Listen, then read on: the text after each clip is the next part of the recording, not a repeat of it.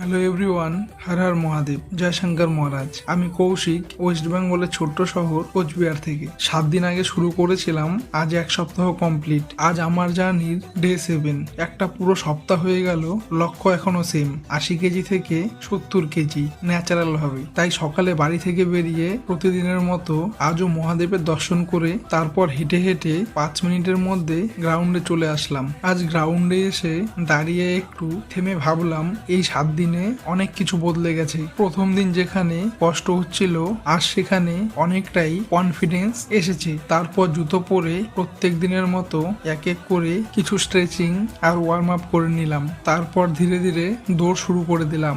আজ লক্ষ্যটা একটু আলাদা, 60 মিনিট স্লো রানিং, সাথে অ্যাঙ্কেল ওয়েট নিয়ে। ফার্স্ট 10 মিনিট সবকিছু একদম নর্মালই লাগছিল। 20 মিনিটের সময় মোটামুটি স্মুথ ভাবেই চলছে। 30 মিনিটের সময় মনে হচ্ছিল এটা ডেইলি রুটিন, কিন্তু চ্যালেঞ্জটা ঠিক 40 মিনিটের সময়, যখন শ্বাস একটু একটু করে ফুলছে। 50 মিনিট হয়ে গেছে, মাইন্ড এখন আগের থেকে অনেকটাই স্ট্রং সিগন্যাল দিচ্ছে, কারণ 60 মিনিট হতে আর মাত্র 10 মিনিট বাকি আছে। তারপর আর হাল না ছেড়ে এইভাবেই 60 মিনিট কমপ্লিট করলাম। আজ যেটা বুঝলাম, শুরুটা কঠিন, কিন্তু চালিয়ে গেলে সবকিছু ধীরে ধীরে পসিবল। তারপর কুল ডাউন করার পর একে একে করলাম 50টা জাম্পিং জ্যাক, 100টা স্কিপিং, 50টা হাইনি, 20টা ওয়েট হাইনি, 10টা টায়ার স্কোয়াট, 20টা টায়ার স্টেপ আপ ও 20টা দন্ড ব্যাঠক, এবং শেষে 1 মিনিট প্ল্যাঙ্ক করে আজকের ওয়ার্কআউট গুলো শেষ করলাম। শেষে একটু বিশ্রাম নিয়ে মনে একটা